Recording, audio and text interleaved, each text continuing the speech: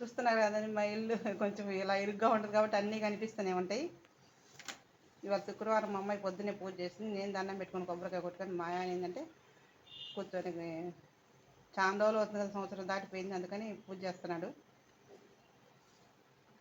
ఎప్పుడు పూజ చేసినా మా వారు ఇలాగే విభూది రేఖలు దిద్దుకొని కుంకుమ బొట్టు పెట్టుకుంటాడు. సమయానికి ఏం రాలేకపోయాం కానీ పూజ అయితే చేసుకున్నాము. కుంకుమ కాళాస్తిలో మరి ఎక్కడి నుంచో తీసుకొచ్చాం, కాణిపాకం నుంచో తీసుకొచ్చిన కుంకుమ, అది బొట్లు పెట్టుకునే కుంకుమ. అది శుక్లాంబరధరం విష్ణుం శశివర్ణం చతుర్భుజం ప్రసన్నవదనం ధ్యాయే సర్వవిఘ్నోపశాంతయే అగజానన పద్మార్గం గజానన మహర్నిశం అనేకదంతం భక్తానాం ఏకదంతముపాస్మహే ఏకదంతముపాస్మహే. విఘ్నేశ్వర విఘ్నమస్తు.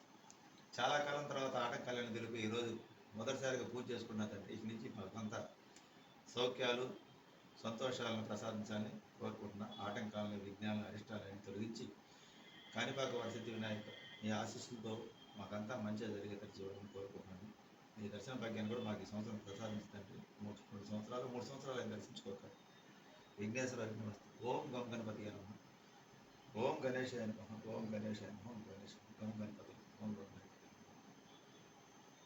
ఓం నమ శివాయ. నమః పార్వతీ పతయ హర హర మహాదేవ శంభో శంకర. నమః పార్వతీ పతయ హర హర మహేశ్వరాయ నిత్యాయ శుద్ధాయ దిగంబరాయ తస్మై నకారాయ నమ శివాయ. మందాకిని సలిల చందన చర్చితాయ నందేశ్వర ప్రమదనాథ మహేశ్వరాయ మందార ముఖ్య బహుపుష్ప సుపూజితాయ తస్మై నకారాయ నమ శివాయ. శివాయ గౌరీ వదనాబ్జ బృంద సూర్యాయ దక్షద్వరనాశనాయ శ్రీ నీలకంఠాయ వృషధ్వజాయ తస్మై శిఖారాయ నమ శివాయ. వశిష్ఠ కుంభోద్భవ గౌతమార్య మునుల దేవార్చన శేఖరాయ చంద్రార్క వైశ్వాన్ నర్లోచనాయ తస్మైకారాయ నమ శివాయ. యక్షస్వరూపాయ జటధరాయ పినాకాసాయ సనాతనాయ దివ్యాయ దేవాయ దిగంబరాయ తస్మయకారాయ నమ శివాయ.